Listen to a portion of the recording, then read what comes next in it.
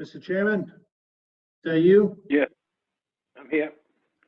All right, we're all on. Well, okay, let's go.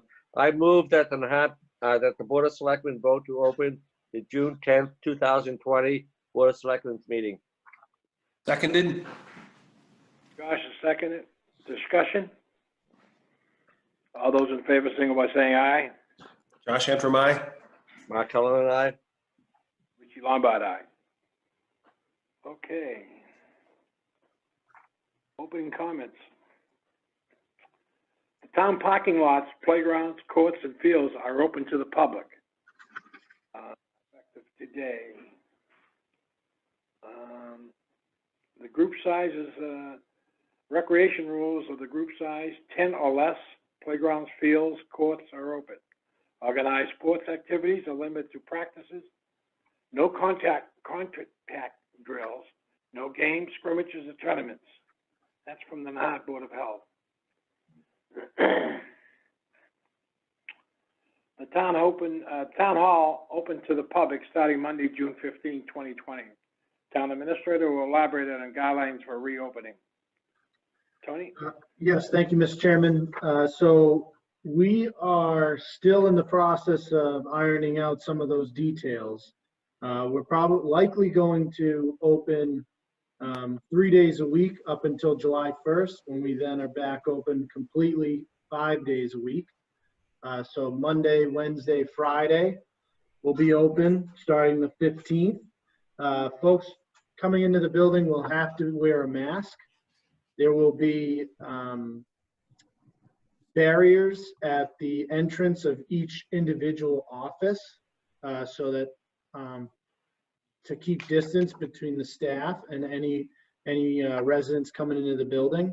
And then there'll be markings on the floor leading them into the main hall, essentially, where there's more space for folks to wait. If there's any, there'll be tables out in the main hall. So if there's any type of paperwork that needs to be filled out, you'll get that from the staff and then go to the table, fill it out, and then get back in line to work with the staff in that respective office. So we're kind of soft opening starting Monday.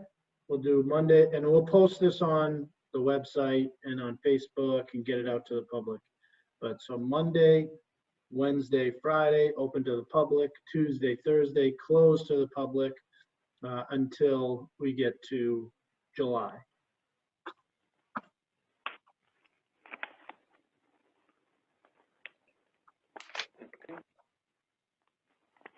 Anything else, Tony? We're still going to be still going to be conducting a lot of committee meetings by Zoom until we are, until we feel comfortable with being able to host meetings in person with a limited capacity, depending on what room you're in and the amount of the size of your committee. So we're still working those details out. So for now, committee meetings will still remain on Zoom. So people will be, following along through this type of account. And we purchased a second account as well. So, but we are eager to get back. We're just, we still need to keep 6 feet distance, keep less than big groups, and make sure that we don't get into anything like that. So once we have more information about that, we'll let people know. But for now, we're going to continue to do most of our committee meetings by Zoom. Okay? Yep.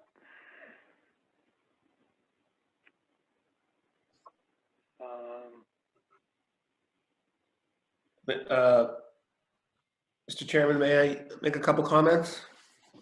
Sure, Mark. Well, this is Josh, but I just want to let people know that there's a beach cleanup scheduled for this Sunday, June 14th, from noon till 2:30.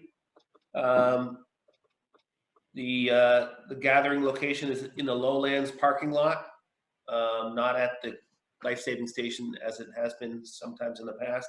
But in the parking lot, and gloves and bags will be handed out there. So it's the usual routine otherwise. So noon to 2:30 in the afternoon this Sunday, June 14th. One other comment I wanted to say was that I've been working on a document that explains some of the financial implications of our grant application to the Community Preservation Committee. I think, there's been some speculation about the financial implications of this. So I'd like to send that document out to you, Tony, and Mark and Richie for your review. But in the meantime, I'm hoping we can post a summary on the Nahant.org website to just kind of bullet point the highlights, so people that have questions or concerns can have that resource to look at. Probably have that available tomorrow. Thanks, Josh, for taking that on. This is Mark, Mr. Chairman. I would certainly support the, I look forward to looking at the full report and having comments on it.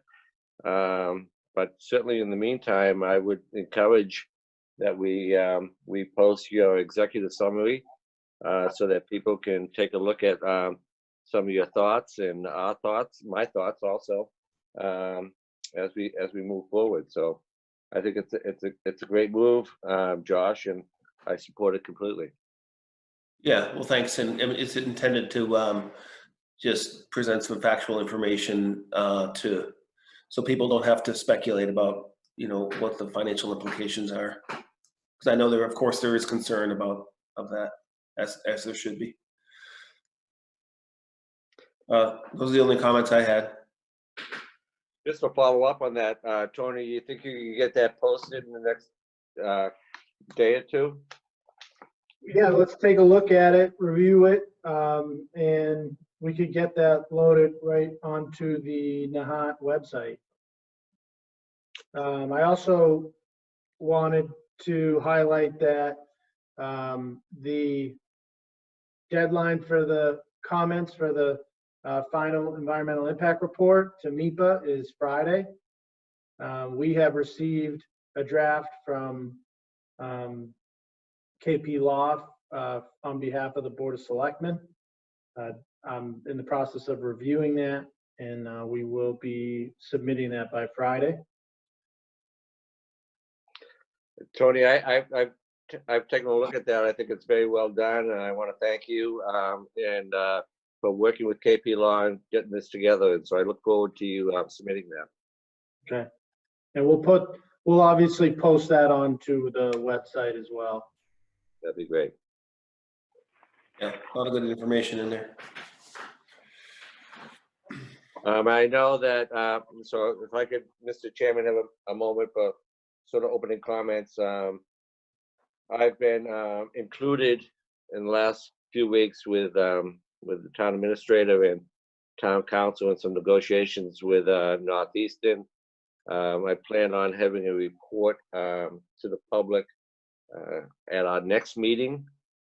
I need to discuss some things with the town administrator and town council before I report out on that. But just stay tuned next week. Hopefully I have some more information on that. Well, Mark, now our meeting next week is Wednesday night at 6. Right. So we've set that up, and that's going to be at the town hall. Won't be over the phone. Mm-hmm. It'll still be done by Zoom. You three and I will be in the town hall, as it's your last meeting, Mr. Chairman. So I felt it was on. We'll still do it by Zoom since we can't have too many people in the building. But I felt it was important to have your last meeting in the main hall. That's fine. Great move, Tony. Thank you. Yeah. Thank you. Unless, of course, you get written in, during the polls. That could happen.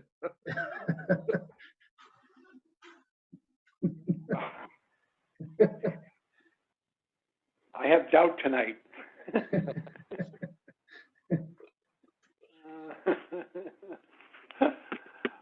Well, very good. Yeah, next week, our Wednesday night meeting, we'll start at 6, and Tony and I will be in the main hall, Tony? Me, the entire Board of Selectmen, you, Mark, Josh, and I will be in the main hall. And we will still, for folks listening in and for the public, you'll be able to tune in through Zoom. We hope to be able to stream it live. We do have our new cameras installed. There's a couple more pieces of equipment that needs to get installed, but hopefully that gets done by Wednesday. And so folks will be able to participate through Zoom and watch online, or hopefully watch online, but the 4 of us will be in the main hall. Good. And I encourage everybody watching tonight, but involved tonight, to let your friends know to tune in next Wednesday night. Yeah, special night. Yeah, it's payback, Richie, payback.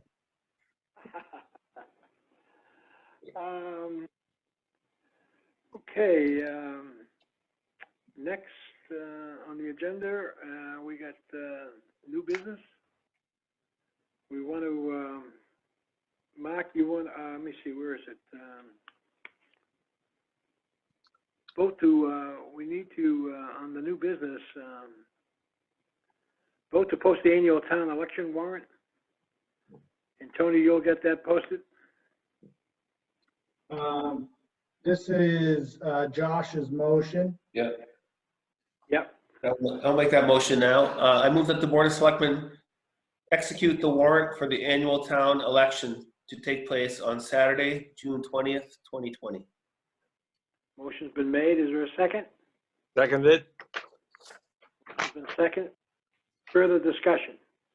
I will have, once you guys vote on this, after that, we will have the constable post it in the appropriate position, spots around town, and the clerk sign off. Okay, any other comments? Roll call vote. Josh? Josh Antrim, aye.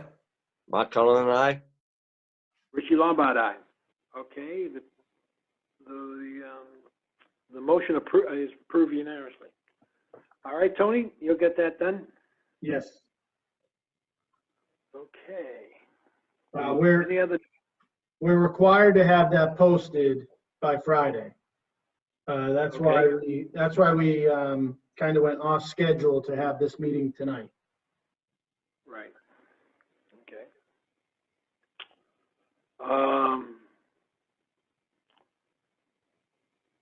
Anything else under? We've got Josh to on the common victuals. Yeah, I think, I don't know, Tony, did you want to say anything about the phase 2 reopening before we get to the votes? Yeah, actually, this should be under ongoing business, but that's okay. So under phase 2, the outdoor dining is allowed for restaurants with the proper permitting, and it also provided local licensing authority, and Dan Scripps on the phone too, and so is John Coulon, if anyone has any questions. But it provides you, the local licensing authority, the expedited process of expanding the described premises of a restaurant's license, liquor license, common vic license, things like that, to their expanded area that they've created for outdoor dining during this phase. So as you know, Tides has expanded into their parking lot. Nahant Country Club is looking to work with ice cream and pizza and outdoor dining. The Knights of Columbus similarly is looking to have some outdoor dining out back. And we also have, so Tides, Knights of Columbus, Nahant Country Club, Ocean View actually has, and their permits actually include their outdoor space, and same with Play As It Lies. So a few of these businesses that are really struggling because of the impacts of coronavirus, and not able to do their normal way of business of functions because of the group size until phase 3 or 4, are looking to alter their business model to be able to open up to the public and do some business under phase 2. And that's where we have the authority to make changes to their licensing to allow for that to happen. And that's what's in front of you tonight. You have requests to expand the premise of Tides, Knights of Columbus, and the Hot Country Club, as I mentioned, both in liquor license and common vic. So these are temporary. They only last until November 1st. I assume that many of the function halls, if they get the ability to go back to large-scale events before November 1st, they'll probably do so. But I think this is a good sign, a good show of support from us to the local businesses and help them out during this difficult time. That's it. Go ahead. It's going to be a temporary add-on to their license, and it's going to expire October 1? November 1. November 1, okay. Hey, Tony. Chairman, I have a question for Tony. Did you want to discuss the 4-step process, Tony, before they actually take a vote? Dan, let me, why don't I make a motion and then we can open it up for discussion and Okay. probably answer some of these questions. All right. Okay, I move that the Board of Selectmen pursuant to Section 4 of Governor Baker's Executive Order number 35, vote to approve the applications submitted by Tides, Knights of Columbus, and the Nahant Country Club to temporarily expand their licensed premises as approved in their original liquor license application. I second. Motion's been seconded by Josh. Discussion. Okay. So, Dan, what were you gonna say? There was a 4-step process that all the entities went through, or are going through, I should say, to get this alteration made. And I was wondering if Tony wanted to discuss that, or I can talk about it if you like, Tony. Yeah, so I'll let you talk about it. Tonight's vote is essentially is for the board to provide. The executive order gave the board the authority to take this vote to expand. Now the restaurants don't necessarily, they're making their request, so they have the option to develop some type of outdoor dining experience. But this isn't just because they check this box with the Board of Selectmen and they amend their license isn't the final step. There are many other steps that they have to make sure that they achieve. And I'll let Dan and John talk a little bit more about the details of those. Section 4 of the executive order requires us to come up with a process that can be implemented universally and fairly. And the first step of the process is that the licensee, take Tides for example, completes a COVID-19 compliance plan moving forward to indicate and show John Coulon that they are ready to take the necessary steps to put into place obstructions of the COVID-19 virus. The second thing is that John Coulon goes out and visits the premises to make sure the plan is sufficient and signs off on it. And then the licensee, say in this case Tides, then will complete the application that's before you tonight, and with a drawing. It has to have a drawing to show precisely where the alteration is going to occur. And then the licensee submits the application to the Board of Selectmen, and the Board of Selectmen take the appropriate action. Now, in some instances, those numbers might be moved around a little bit, the order might be moved around a little bit, and that's okay. As long as everything is done, that's fine. And then after the Board of Selectmen takes action as a local licensing authority, We then issue a copy, and only a copy, to the ABCC at the state level, and they just keep it in their records for reference. And then we issue a license, a temporary, as Richie said, a temporary license to the licensee that is good until no later than November 1st. I have a question. Yes, sir. Should we have a public hearing on this? No, it's not required. You could if you want. It's not required. And given the temperature of the situation, I think it's better to get these guys going. And there's nothing really extreme that I can see that the licensees are asking for. If there was something in the extreme, then you actually have absolute every right as a local licensee authority to hold the hearing. I don't see it as necessary at the moment.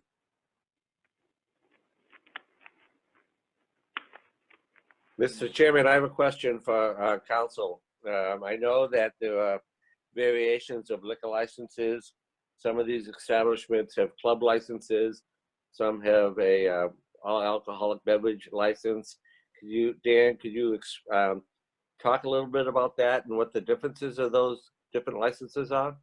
There are 3 different types of liquor licenses: on premises, off premises, and what they call special, which is basically a 1-day license. Off premises is like a packy, like a Seaside Variety, for example. The licenses we're dealing with tonight are all what we call on premises licenses, and there are about 5 different kinds of those: restaurant, tavern, club, hotel. But tonight we're only dealing with a club license and a restaurant license, because those are the only 2 varieties we have here in town. And they're all sort of grouped in the same category. So when you see the application, it just says liquor license, but that is within the gambit of the licenses that we discussed tonight.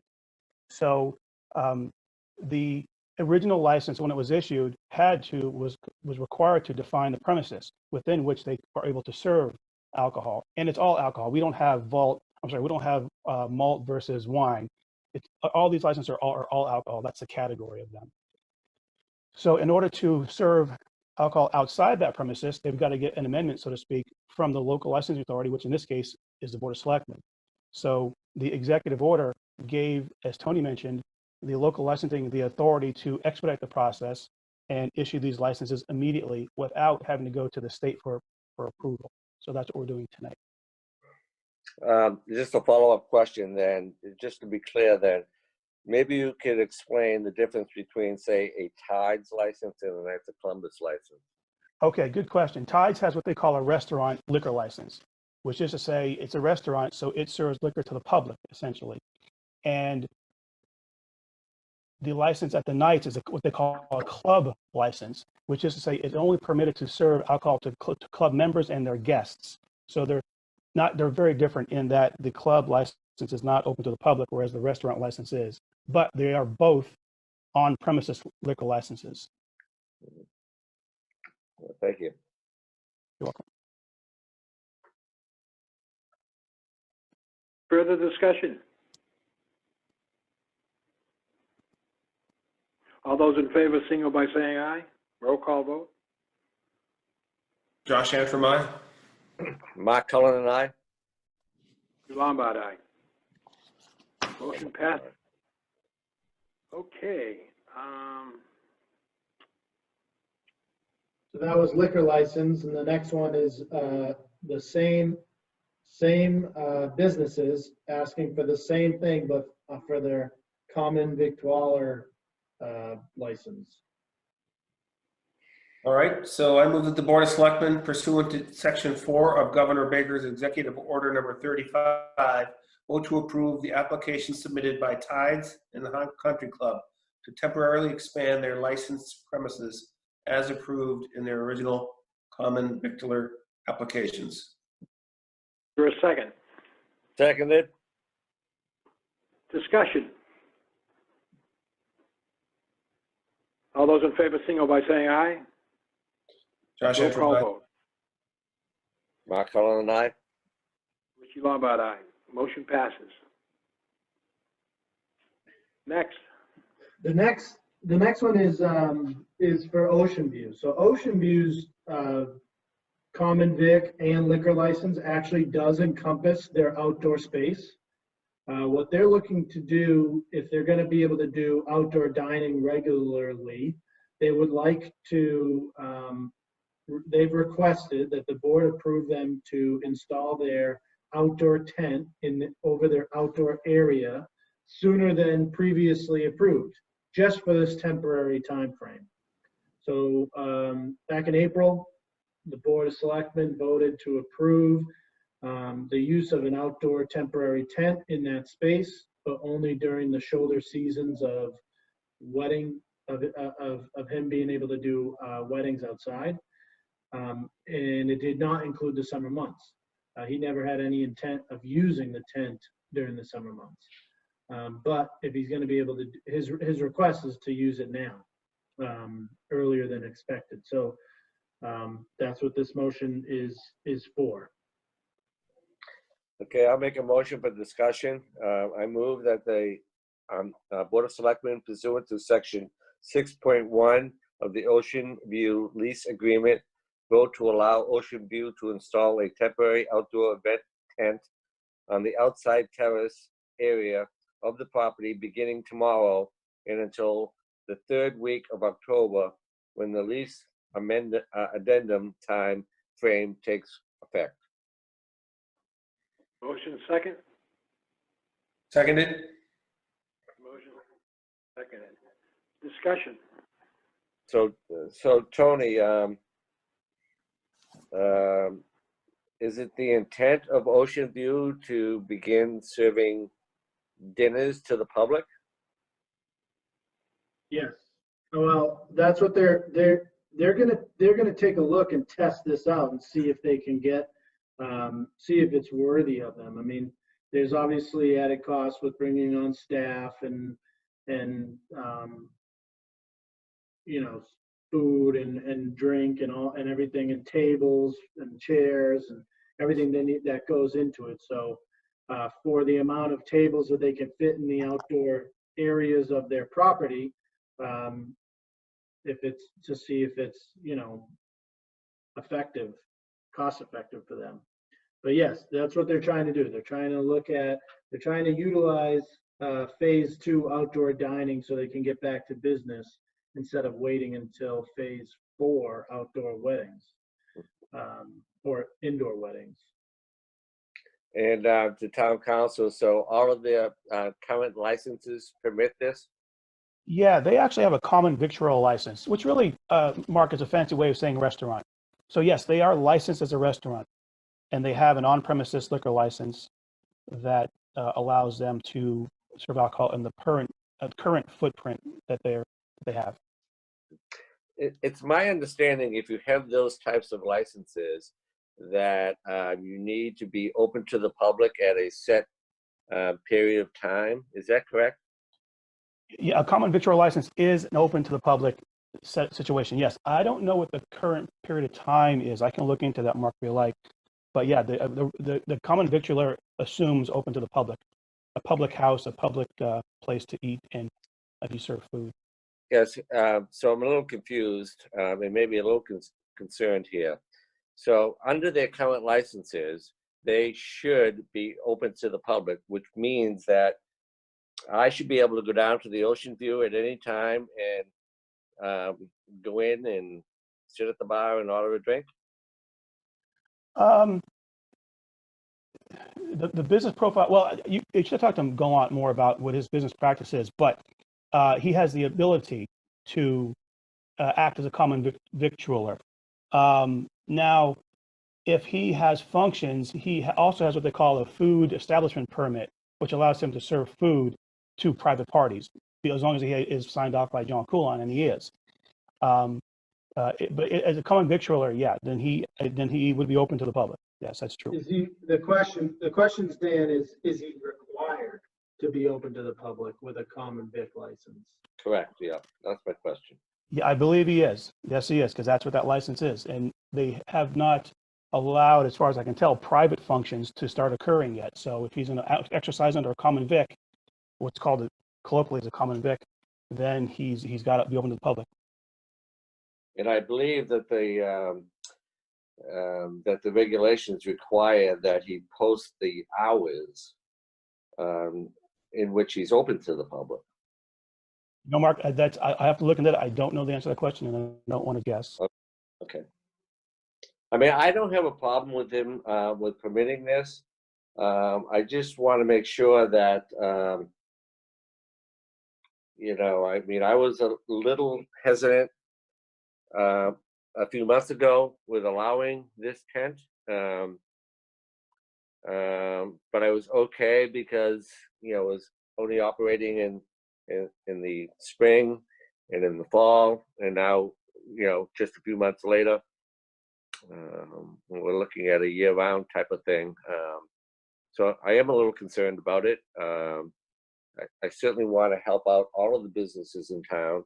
I know everybody is struggling, and I can't imagine Ocean View, what they're going through now with the cancellation of all of their weddings and events.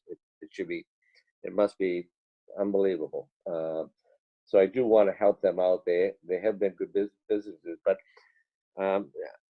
Dan, I would like you to follow up.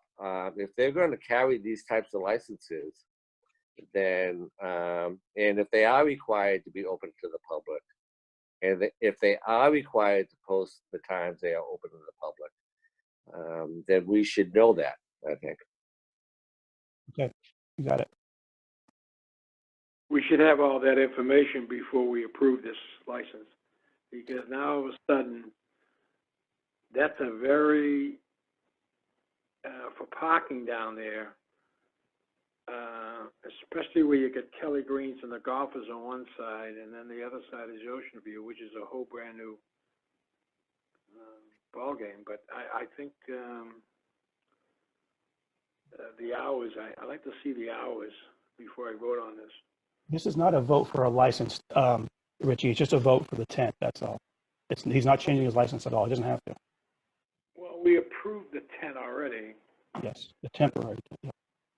We didn't know that there's going to be. Check for specific dates, Right. and this is shortly after approving it for dates that did not include the summer.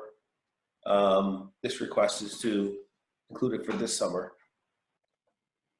Yeah, and the seating and the number of people, and I mean, if I could step in. Can I finish? Willow Road is a congested area.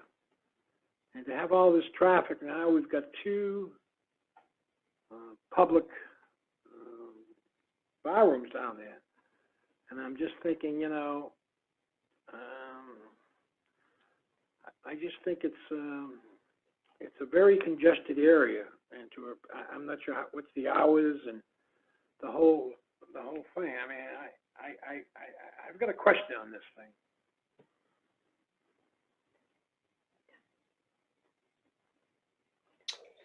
Mr. Chairman, what sort of information do you think we need to have between, say, now and our next meeting to sort of resolve this? Our next meeting is next Wednesday night at the town hall, as you know. If we get the information, the seating capacity, the hours, now all of a sudden, you know, I don't. Willow Road, you know, and especially have two full liquor licenses at the end of a street and dead end, and you know, it's the seating and the capacity, and I mean, it opens up a whole different problem for Willow Road and the parking down there. I don't, you know, the sufficient parking. I mean, especially if they have, you know, I don't know, this golf outings, and it just it's a lot. All of a sudden it becomes, you know, it's a big major traffic problem going down Willow Road and then coming out, you know. Mr. Chairman, can I jump in? Who's this? Tony. Okay, Tony. The request that is in front of you would not change, or, you know, the concerns that you're raising. He has the ability, just like Tides, to open to the public as an outdoor dining restaurant in his outdoor area under phase 2. He has everything he needs in order to do that now. the request in front of you is to provide basically shelter outside, a roof, for that outdoor space. But he doesn't need the tent in order to do it. Just to clarify, the concerns that you're raising are appreciated. I understand what your points are. I just wanted to explain that the tent doesn't, whether he has the tent or not doesn't change whether he has the ability to do outdoor dining under phase 2. Well, I don't know. What are the hours going to be? Because I think,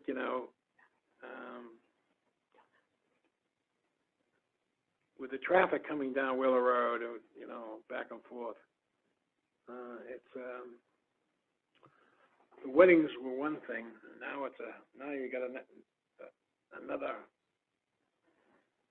barroom down there, and he's going to watch the same hours at Kelly Green's. It's going to be a lot of traffic.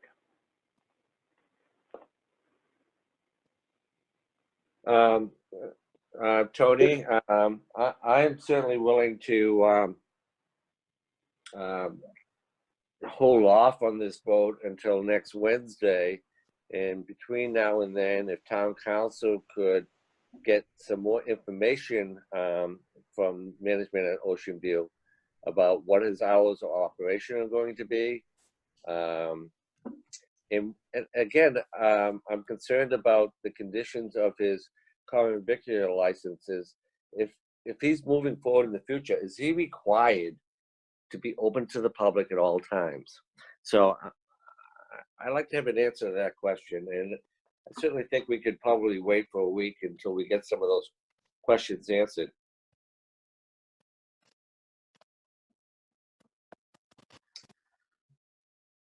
Josh? Unmute. I was wondering, with that in mind, does that prevent him from serving on the patio area without the tent? In other words, can he open that patio right, or whatever the day it is, tomorrow, I guess, without the tent, or would he have to wait until the question of what his hours of operation are going to be? So long as he, checks all the coronavirus safety plan boxes with John Coulon, as far as outdoor dining goes, he could open tomorrow. He doesn't need the tent in order to move forward. He has all his food permit, his liquor license, his common vic, all include that outdoor space.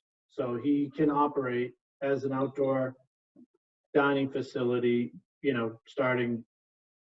He could have done it starting Monday if he wanted to. So maybe you misunderstood my question. I'm really referring to Mark's question about whether the hours of operation need to be posted and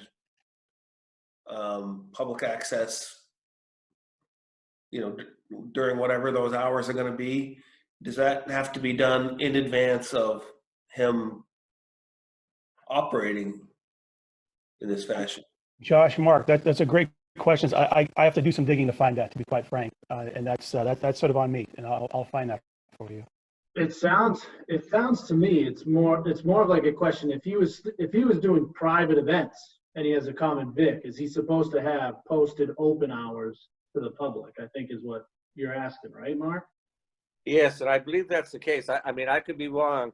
I've been out of this business now for about 8 years, but I believe that's the case. So I would like to know what those hours are before I vote on something like this.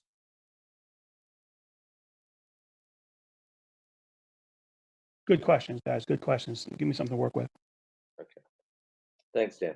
I mean, I don't want to, stand in the way of him having business success. I mean, obviously, the place exists strictly on functions, which are not happening at all now. So I'd like to help him out, but I guess we should get some of these answers first.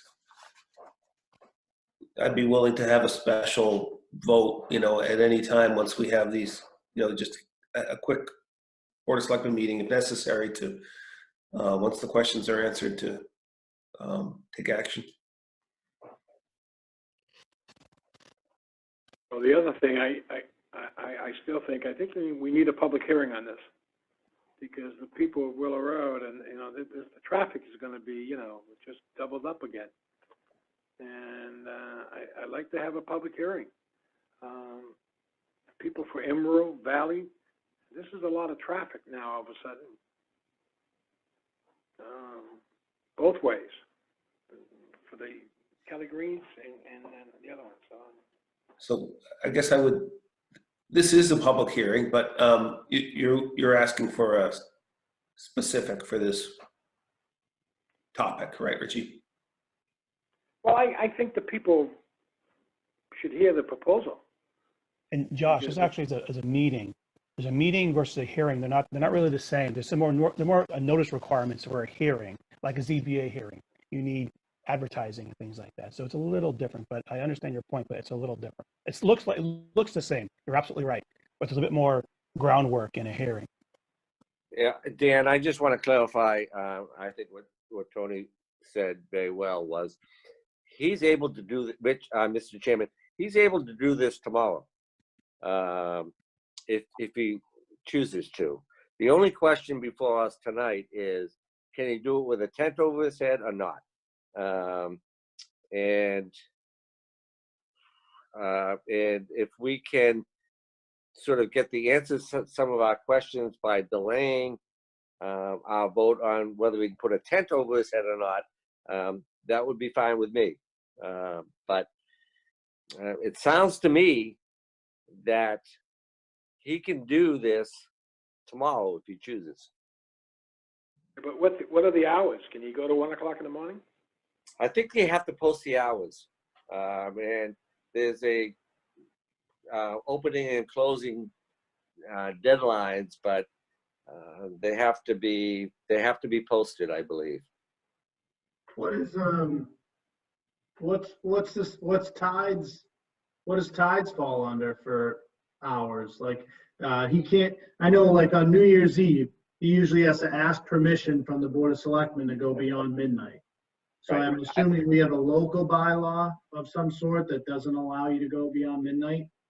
No, I think they're both state laws, and Ocean View would have to follow the same guidelines.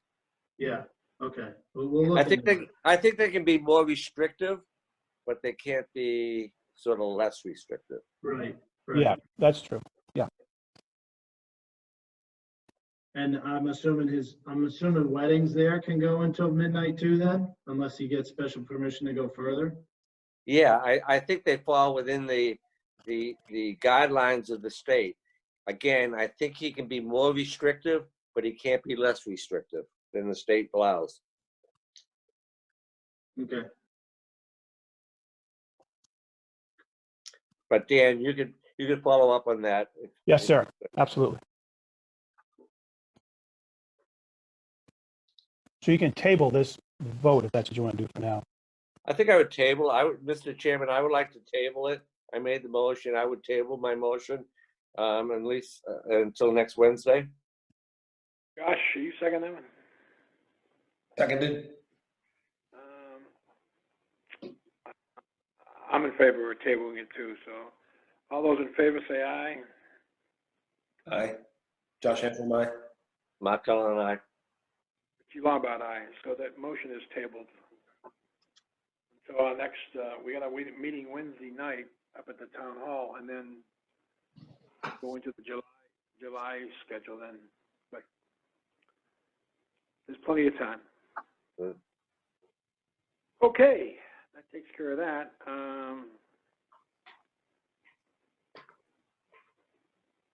Mr. Chairman, would you mind if I ask a couple questions before we head into citizen forum? No, go ahead, Josh. So I see John Coulon's on the phone. I was just wondering if there's been any more activity at the Edge Hill Apartments about the odor question, and whether the plumbing inspector's been engaged and stuff like that. Yes, the plumbing inspector and I visited the property yesterday morning, and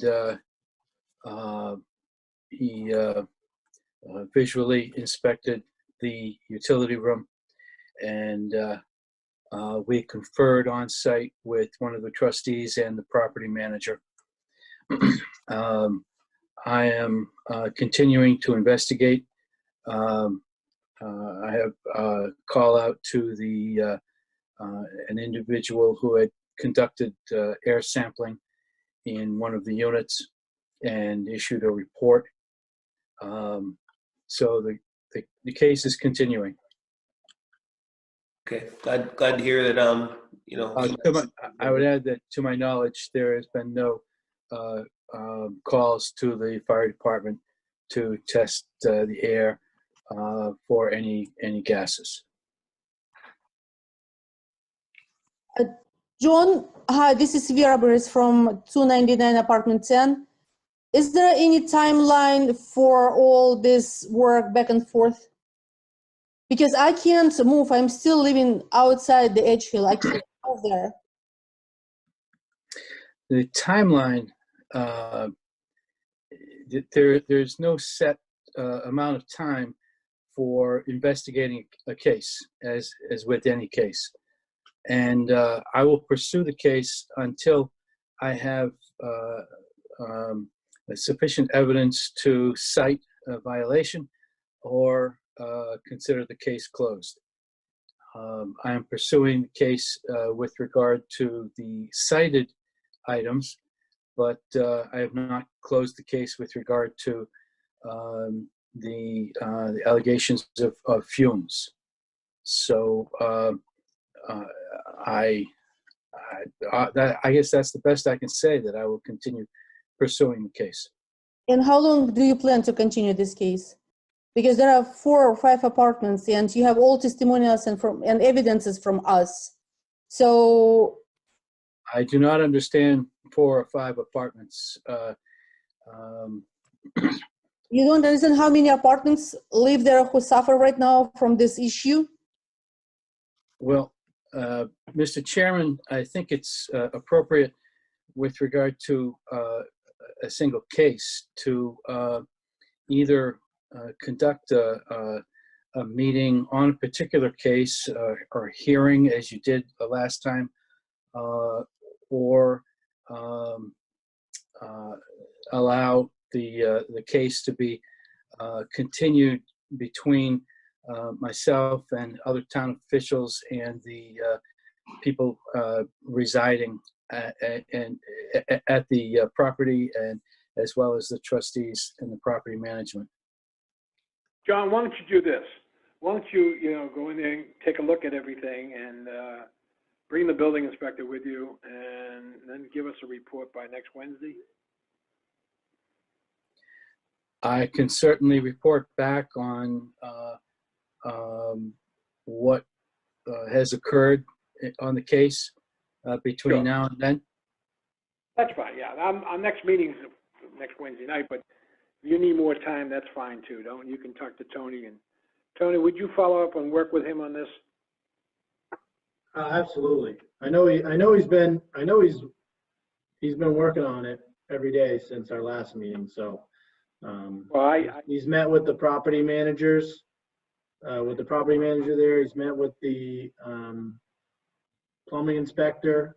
He's reviewed some reports from the hired chimney inspectors, and I think they're working on it. So I will continue to work with John on it, definitely, Mr. Chairman. And Mr. Chair, sorry, I didn't interrupt. This is Vera Beres. I would really want to set some timelines on this, because it seemed that I understand that it is not as important as it is important for us, residents of 299, because we can't live, we can't breathe there, we all suffer. So I would really want to set some timelines on this. Well, I gave the, Wednesday? health office. Yeah, I gave the health office, All right, John, the health office, and he'll, thank you. And we also, okay. the Board of Health also set a timeline last meeting to the property manager to make progress by a certain date and report back to us, I believe. Nothing has happened since last time we spoke. Well, I there can- has been some, like, as I said, John has met with the property manager. He's had the plumbing inspector out there. He's Mhm. gotten the report from the chimney inspector. So there has been progress. It's just Okay, there's still more progress to be made for sure. And we're definitely taking your concerns seriously. thank you. It's good to know. Thank you. That was the town administrator, Yes. okay? Thanks. And the other thing I wanted to mention, this is in the chat, but for those who can't see it in the chat, just following up on your, excuse me, your remarks, Tony, about that the town letter to MIPA is going out this week. Just want to remind everybody that the deadline for submitting your letters to MIPA for the final environmental impact report of Northeastern is this coming Friday at 5 p.m. So June 12th at 5 p.m. That's the deadline for submitting letters. I have no other comments. Okay. Mark, do you have anything? I'm all set, Mr. Chairman. Okay, Tony, do you have anything? I'm all set. Thank you. Okay, Okay. I'm gonna move on. I move that the Board of Selectmen vote to adjourn. Well, I'm gonna have the citizens forum. Oh, yeah, excuse me. Okay, sorry. Is there any citizen listening in that would like to say anything to the board or the town administrator or tonight?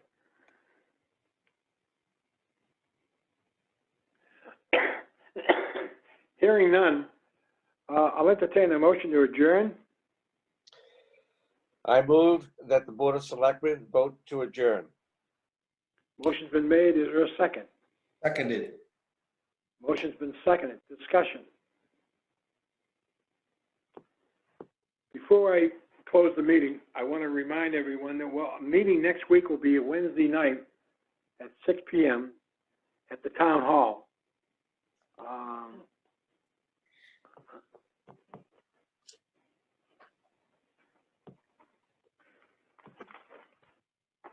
It will be on Zoom too as well. Yeah, and Tony, I would encourage everyone to tune in. Absolutely. Not to Tony, be. you'll set the town hall up with our favorite Tommy Mazzaferro. He'll be there. He who does a great job. Okay. Motion to adjourn. Thank you, everybody. Thank you, and we'll continue following up with you, ma'am. Okay. I appreciate it. Okay, motion to adjourn. Yep, the motion was made, so Second. seconded. Motion second. Discussion. Hearing that, we'll see everyone next Wednesday night. We will be on. Josh, Hector, Zoom. aye. Not gonna lie. Sorry. If I'm just voting on the agenda. just in case there's no assassination attempts. Anyways, good night. Thanks, gentlemen, very much. Gonna have a great week. Good night to everyone, and God bless you all. Thank you. Thank you, Richie. Good night, everyone. Tony, call me. Yep.